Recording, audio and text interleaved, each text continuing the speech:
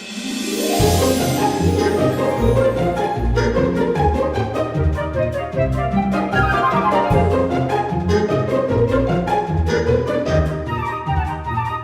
everyone. Hello. Happy Monday. We've missed you so much. Thank you so much for those who actually have tuned in and have given us some positive feedback and are excited to just take time to listen to us talk out of our butts. It's really very I love kind. talking out of my butt. It's my favorite thing. It's better to than do. talking out of my mouth. Yeah, this is the It's Not Cake podcast where we treat ourselves both metaphorically to conversation and also literally. Literal treats. Today we're having literal. Well, I'm going to let you take this one. I'm going to take it. This is your creation. Technically, we say that we dish but don't bake. But today I did bake. But if it's more fair, I completely screwed everything up. But I made brownies today because today we were talking about technology. Wait for it.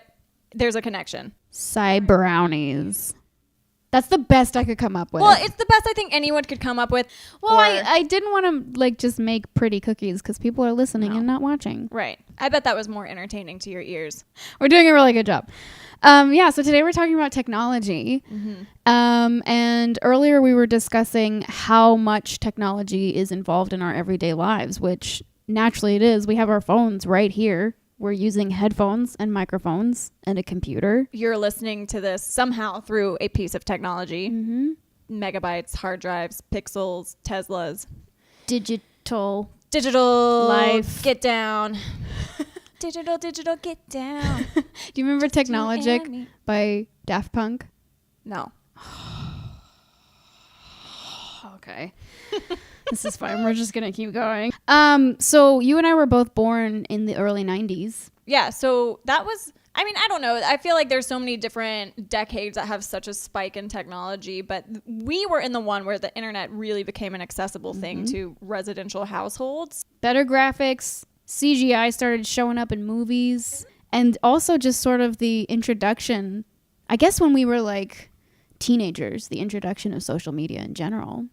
Yeah, I think people want to default to Myspace being that catalyst, but when you really look back, it was those sites like Zanga, and even further back than that, when we were like kids, like sites like Neopets and places where kids would practice HTML coding. Oh my gosh, that's right. I saw some article that came out sometime this month about how so many young girls born in the 90s now have engineering jobs because of Neopets of all things. Because they learned how to code. I love that. Isn't that great? I love that. The only time I ever learned tiny remote things about coding was from MySpace, but I did have a Zanga too. But even before that, I worked real hard on my AIM away message. You had font options, font color options, buddy icon. Oh yeah, that's where things existed that we used to call emoticons, that now everyone knows as emojis.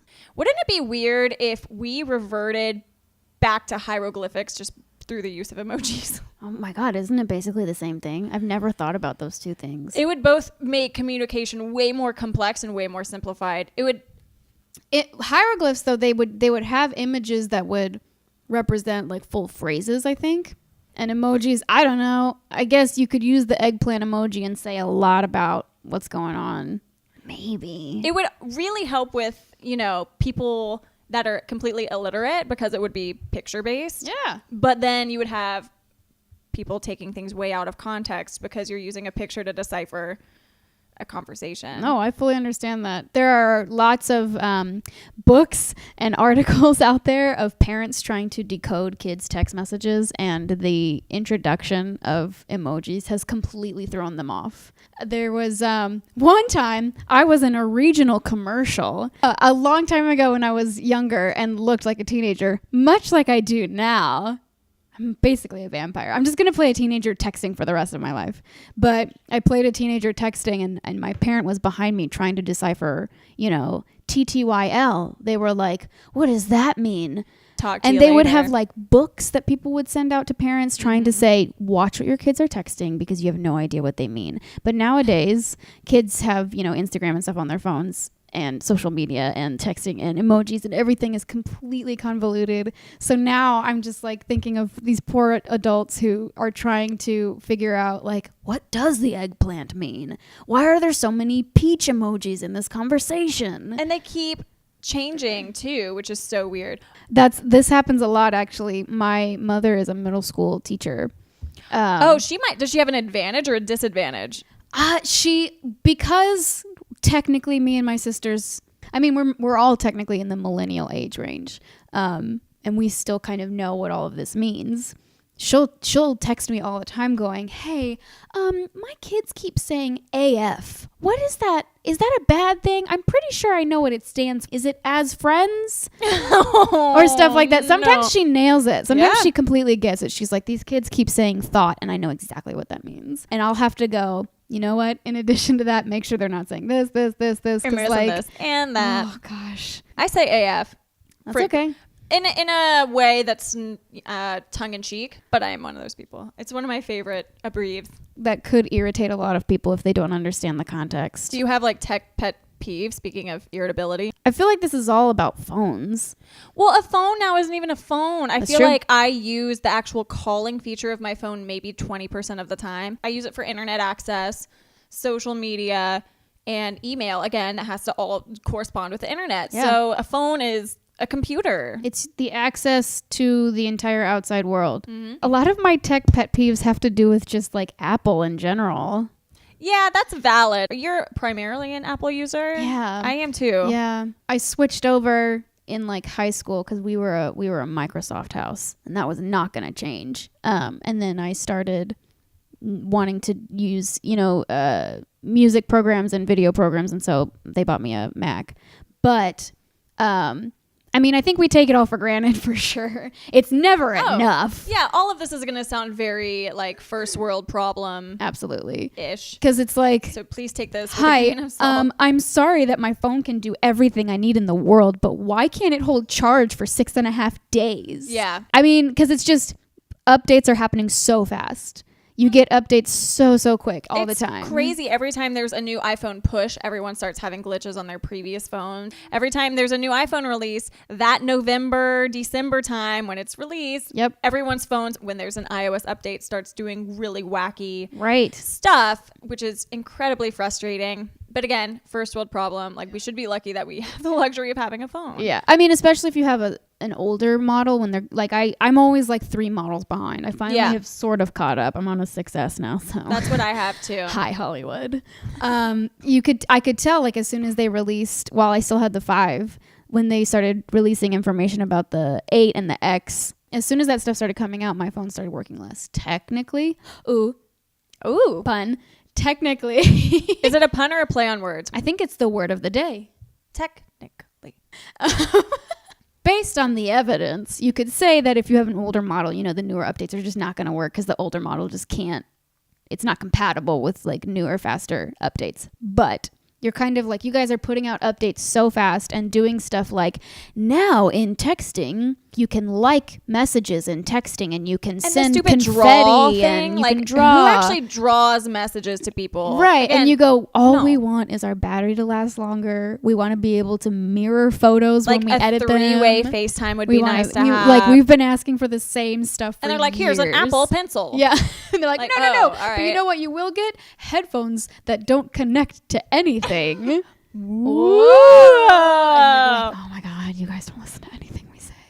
And you always like, with every update, you always end up buying some third party piece that you have to connect to another piece to make these other pieces work. I mean, if they could see the cords that we have going on right now, it's like, yeah, when I got my new laptop has a lot now don't have CD drives. It doesn't have a CD drive. It doesn't have even a USB port in the laptop. I have to have an adapter that goes from my computer to the USB thingy to plug USB stuff into it. Yeah. It's so frustrating. There's no place to put like an SD card. Right. I'm complaining, but it's a new computer. Well, it's true. It's the move of the future, and I get it, but I know someone who, she's a mom, and she's like, having the Apple Watch is the best thing ever for us, because my daughter is like, she's like 1.5, I think. So she's like, if I hold a phone with my kid, she's always going for my phone. I can't do anything. So the watch is better. But she also says, I can only do so much on the watch. So, give me a second and I'll call you later and I'll FaceTime you on the phone or whatever. And then sometimes you're on your phone and you're like, oh, I can't open this file. Let me send it. Like, I have an iPad Pro.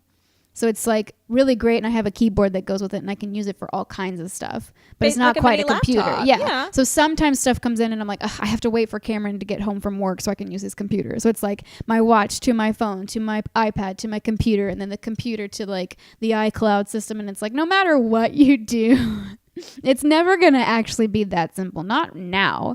I mean, maybe in the future. Possibly. I definitely have some hopes for the future in terms of technology. Yeah. One, and this is just me being hippy dippy, but one is being like electronic cars. Yeah. Which exist. It's not like they don't exist yet, but the fact that they can be more affordable and maybe one day just have a monopoly over the car industry would be ideal. Yeah. Yeah. And the concept of also having everything all in one place would be nice. I feel like we're so close to being there. And at the same time, that terrifies me too, because if you lose whatever piece of technology, let's call it, let's just say it's an iPad. Mm-hmm. If you were to lose that piece of equipment or break it, then you're kind of out of communication and kind of lost in the dark for a period of time until you can replace it. But yeah, I think my biggest hope is technology being able to be impactful in like a green movement. Yeah.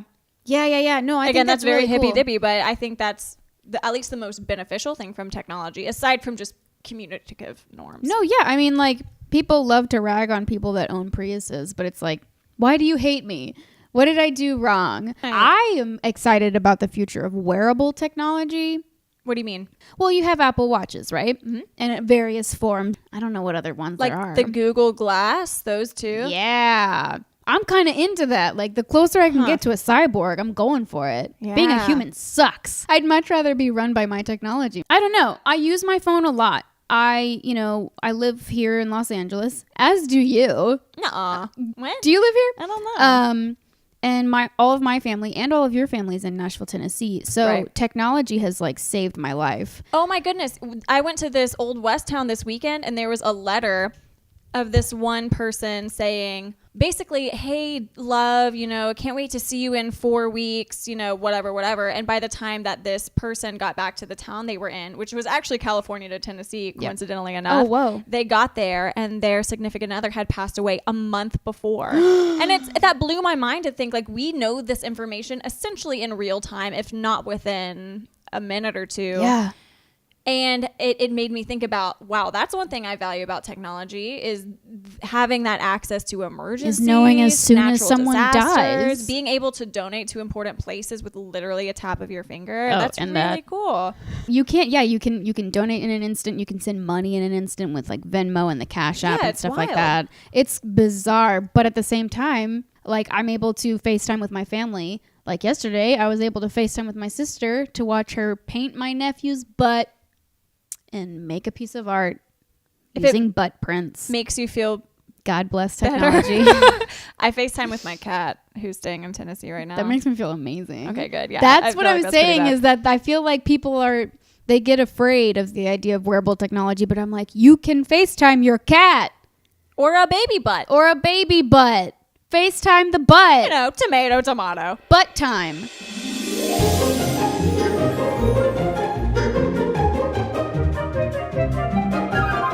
Yeah, just so many different outlets for whatever your preferential time is. I just want to watch people do weird stuff.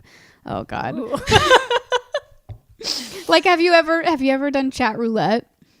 Oh yeah, I did chat roulette once, and I ended up on YouTube from it, on someone's YouTube channel. Oh, this was a long time ago, and I had them remove the video or something. Yikes! But I was on chat roulette, and they were like, it was funny enough, make a face of a cat or do like a cat movement. And I was like, oh, that's funny. So I like did a cat, and they were like, all right, and then left.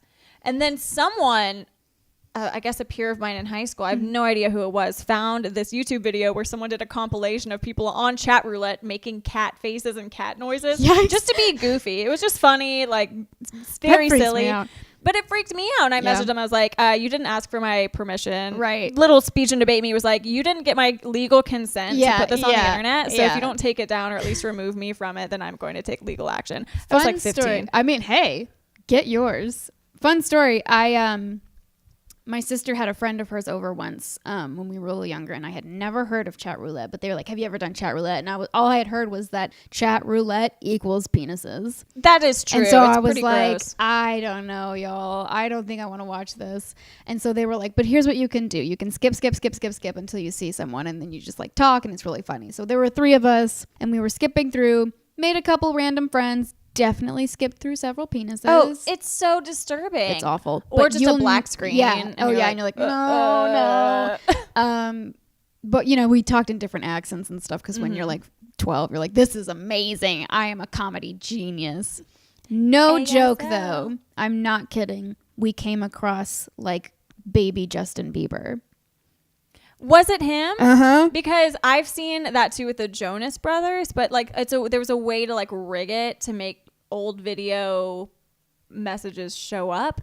I don't know. I want hope to it believe was. that it's true. And that's how just I feel believe it. about Keep technology all the time. I'm like, That it's baby it's Justin real. Bieber? Well, I say baby meaning it was back when he had like just started and everybody knew his song Baby. The song Baby. Yeah. Baby Justin Baby. Baby Justin. And I mean, obviously, like, even if it was a fake, he was like, no, it's really me. I tried to look it up later, and people were like, there were tons of reports of people going, it was Justin on chat roulette, and it became a thing with celebrities. I hope so. I believe it. I hope celebrities still. We should do chat roulette once. That would be really funny. I just feel like in It this still day and exists. age with Snapchat and dick pics, it would just be a bunch of penises.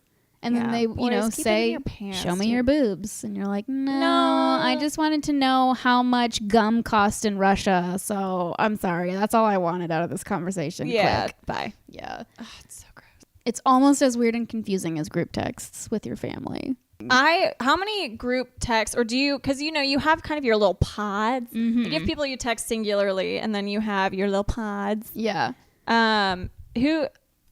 Do you just want to swap phones? Here's mine. Okay, here's mine. We are swapping your background's phones. cute. Your background's cute too. So you have in Cammie's phone, she has it organized, like some of her applications are organized into folders. I don't do any of that. It's just kind of all right there. I only have like, I guess, photos all together. I don't know. That's what I'm gonna jump. You know what? Let me look at your calendar. Let's There's look at probably this. nothing in there. Oh my God, yours looks like mine. I'm so glad because I know a couple, Matt and Kat. I know Kat listens to this podcast. I love you and I miss you so much. They have their calendars synced up so that they... Like their periods? Yeah. Matt and Kat have their period calendars synced I'm sorry, up guys. so that they know how to make another baby. No, they have their calendars synced up on their phones and computers and everything so that they know each other's schedules because they're so busy. I'm going to text Kat right now. Oh, God. Oh, if this is how this is going to go. Okay, let's see here. Your group texts. You have one with me and your mom. Yeah, that's fun. Hi, Pam. That's the first one. Pam Calloway. I put you in my phone as Pam rhymes with ham. That will never die. You have another group message with Nina, Nicole, and Maggie. Are those your Nashville biatches? What up, girls? You know, that group text used to be named Smart Bitches Against Drumpf. Oh, you have another group message called Main Bitches, episode 4. Oh, the reason that it's not episode 1, 2, or 3 is because we also kept deleting the group text, and then every time it would reinvent itself with just our names, we would change the episode. You have a group message with Dad and Mom. Who doesn't? You have a group message with your family, just Liam and a baby emoji. Yes, because my sister recently had a baby, and to help the family group text not be overloaded by baby stuff, we were like, we all want baby stuff, but we want to know where it's going to be. Like, let's keep this organized. Let's not get crazy. So we you should do a photo stream together. Yeah, well, yeah. I don't think we're technologically advanced enough. You can do it. So, do you have a favorite app? A favorite app? Wow. I mean, I love Instagram. I like apps where I can order food. Yeah, I'm going to order wine for myself on Postmates. All right, hang on. Hold up. I'm going to Venmo myself. Yeah, $1,000. this is so bad. You have an app here called Genius Scan, and I have no idea what that is. That's actually one of my favorite apps. So Genius Scan is an app.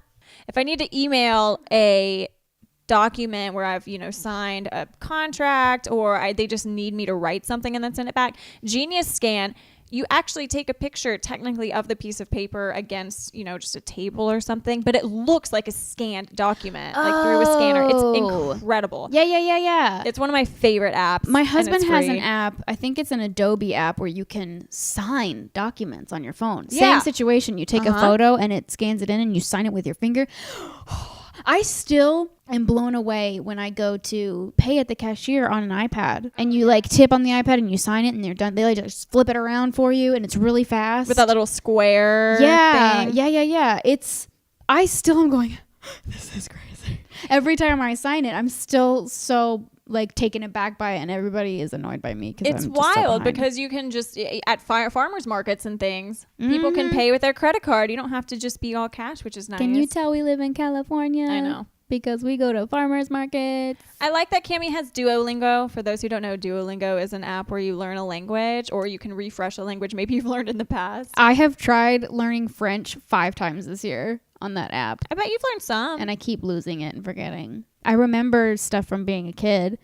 Devin and I went to a day camp when we were kids, and we both took the same French class. You know, it was one of those day camps where you just take all these fun classes, arts and crafts and languages and music and dance and stuff like that. So we both took the same French class, and one of the things we did was to learn head, shoulders, knees, and toes in French. Because, you know, you learn things in sing-song, and it's faster for you.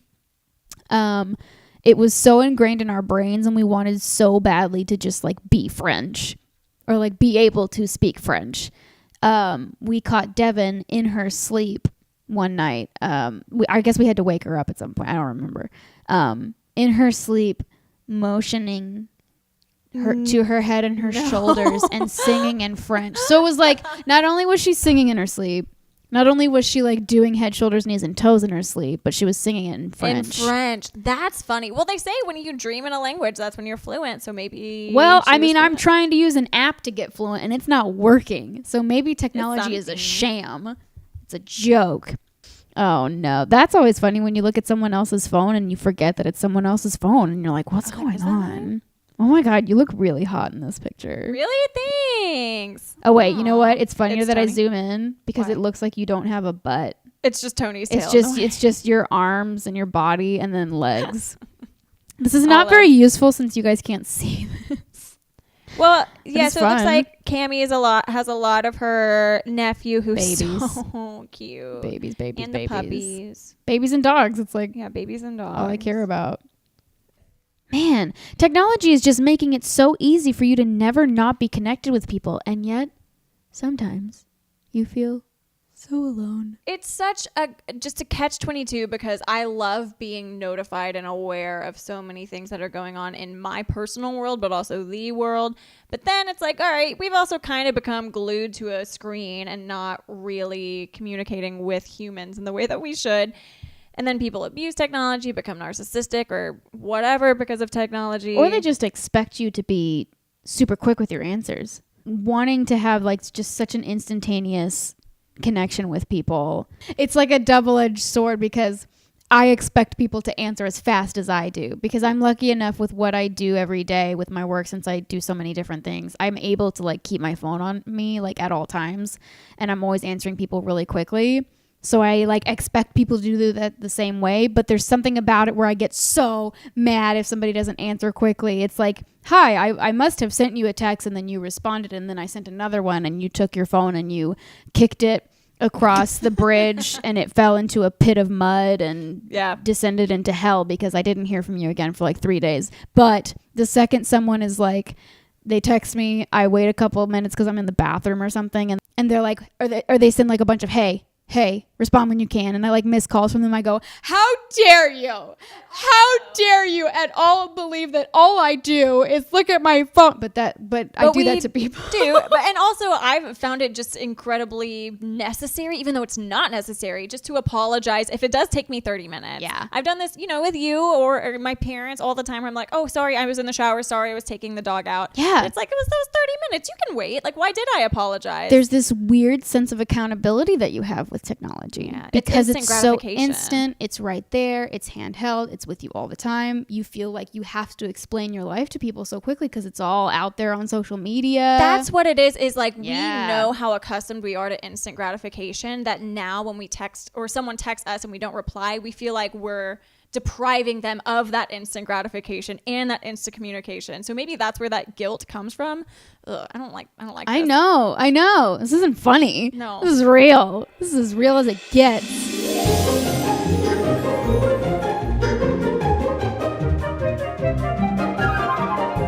Man, I feel like we could talk about technology for forever. Somehow we've mostly talked about social media, but that is kind of the core of most people's attachment to technology. At least the internet. The internet is a pit, a dark, dark rabbit hole that you can sink into in a matter of minutes and never crawl out for hours and days, and then you sleep and you think about it in your dreams. Most people do. Yeah. I mean, how many hours would you say you spend on a piece of technology every day? I would like to You're say probably it's like normal. less than, like 4 or 5 hours, but it's probably closer to 10, 15 hours because Yeah. I have my phone on me at all times. I do a lot of freelance work and work that involves apps in general. I have family back home, so I'm always talking to them. I'm talking to you a lot about what we're going to do on our next podcast because this is a podcast and we have a podcast. Please listen to us. Oh my God. Please listen. I use my phone all the time. If I'm not on my phone, I'm on my computer, iPad situation. Yeah, and even if you're not on it, you're still connected to it because it's still turned on. Mm-hmm. And if that's It could not ring on, any my second. TV is on with Netflix in the background. I don't do well with silence. I've always got like maybe a show going. It helps me think better, honestly, to have a lot of like a cacophony of sound. I like do really well when there's just like a bunch going on. I like That's somehow zoom common. in. Yeah. In the that's car, pretty I've got the common. radio on. Mhm. This is probably why I'm all messed up. No, I mean, so many jobs, I shouldn't say every job, but so many jobs now do rely on at least a computer or a phone. I mean, I spend 8 hours of my workday at a desk on a computer on Facebook of all things. Then I get home and then turn on my Apple TV to watch Netflix. It's just a never ending cycle, but that's just the norm now. And it's so funny. How far are we from becoming complete cyborgs ourselves? Well, so there's such thing as simulation theory. Say it again. It's called simulation theory. That's the most common way I think it's described.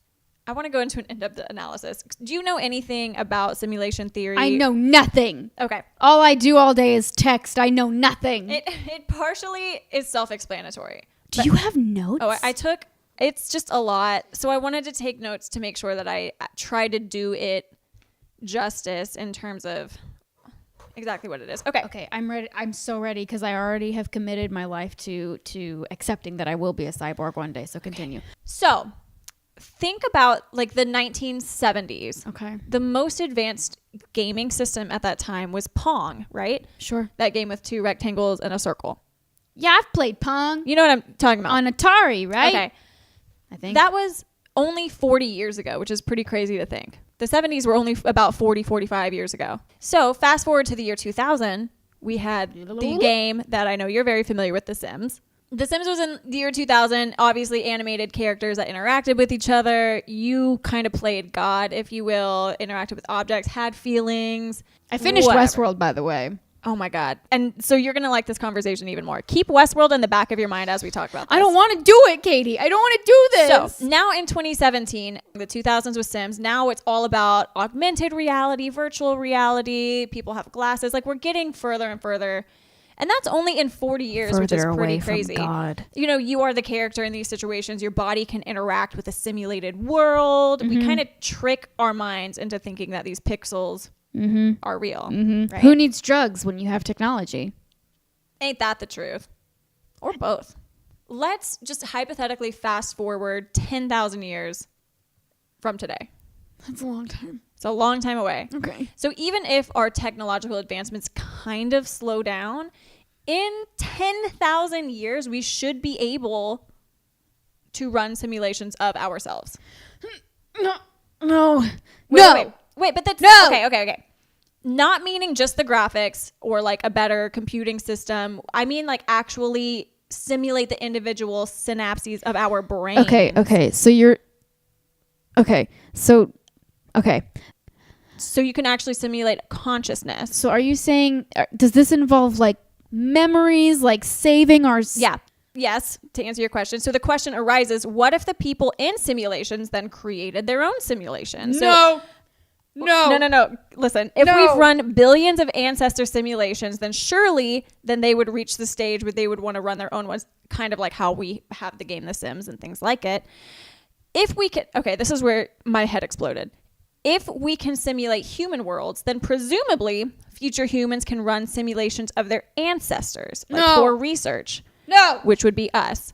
So in fact, if there are zillions of conscious humans, far fewer humans living in what's called base reality, it's almost likely that we are in a simulation right now as we are doing this podcast.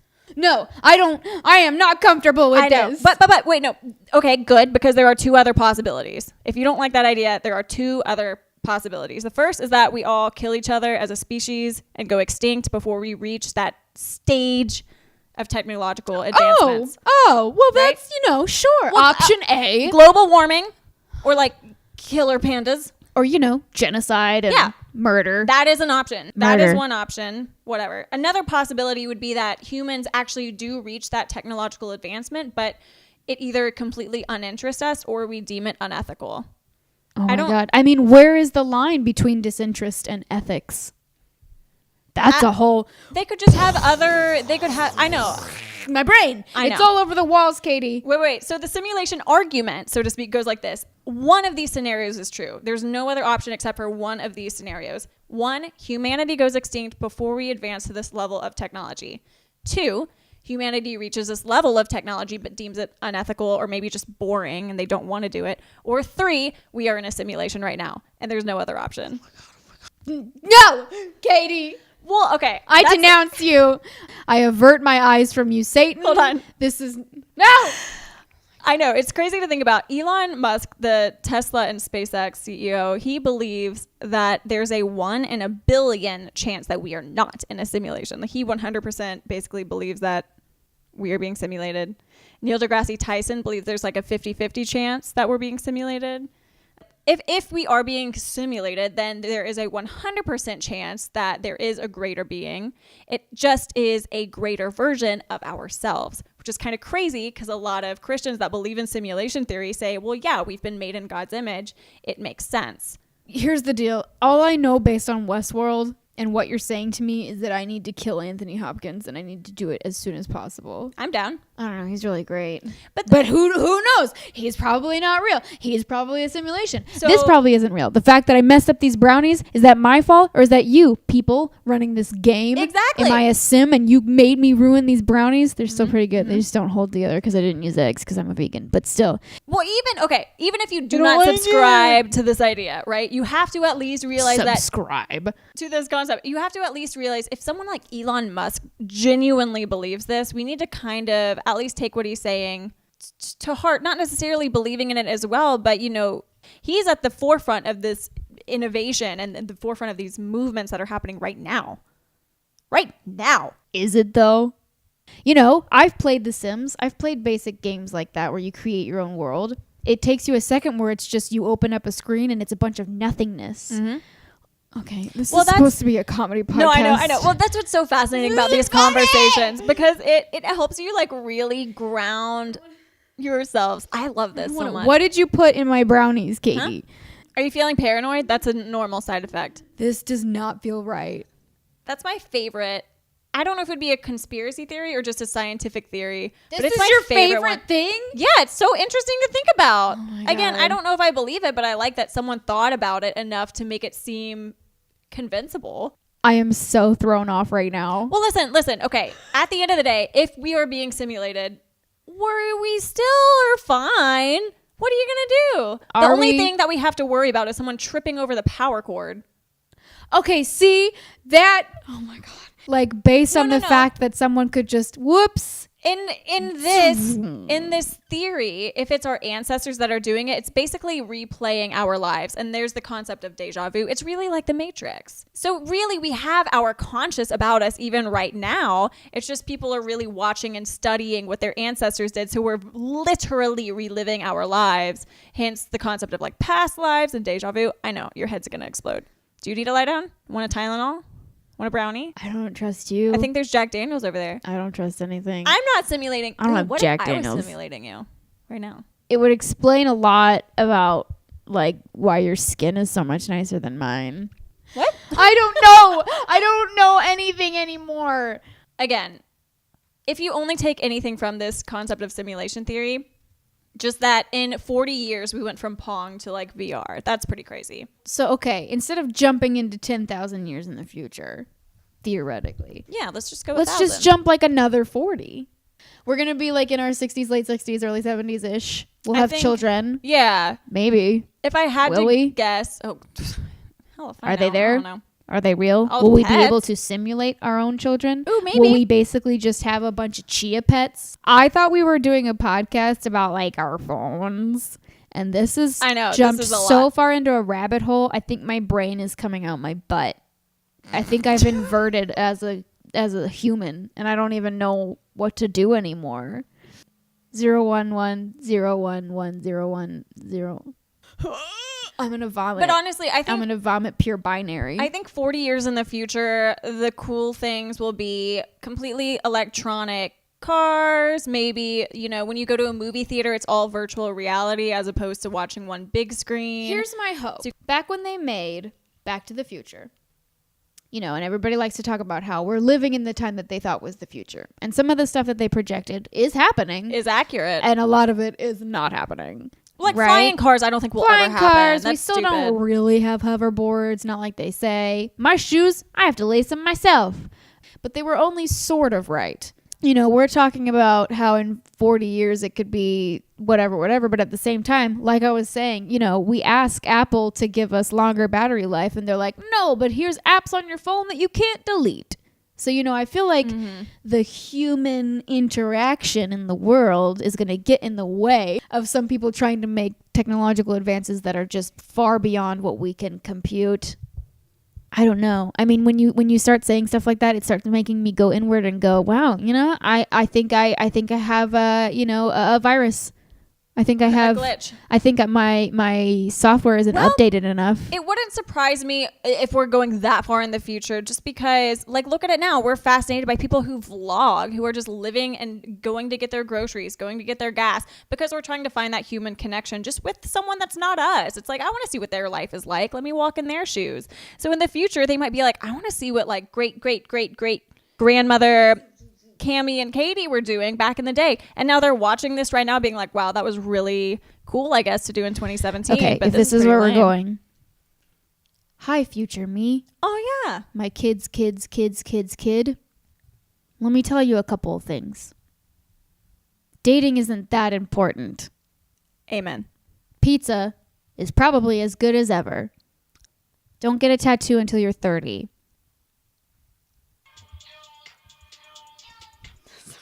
Remember when you couldn't have ringtones as your alarm? Yeah. Oh. I remember when I had a flip phone that couldn't do anything.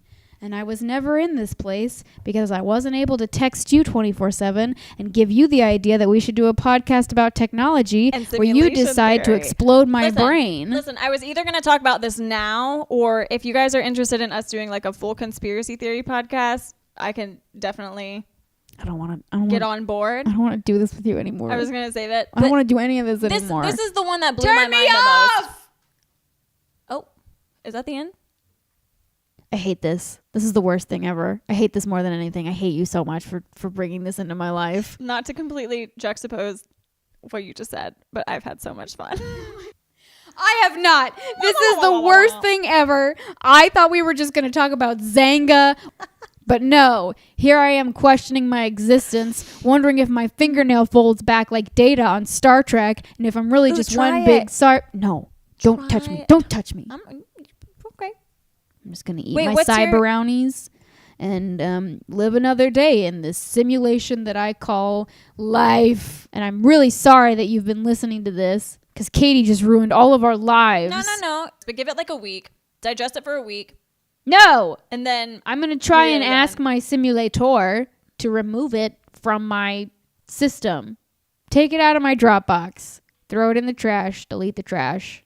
Girl, they don't even know what Dropbox is anymore. Well, guys, I guess this is the end of our podcast. Yeah. It's my least favorite episode ever. This is so funny. Technologic.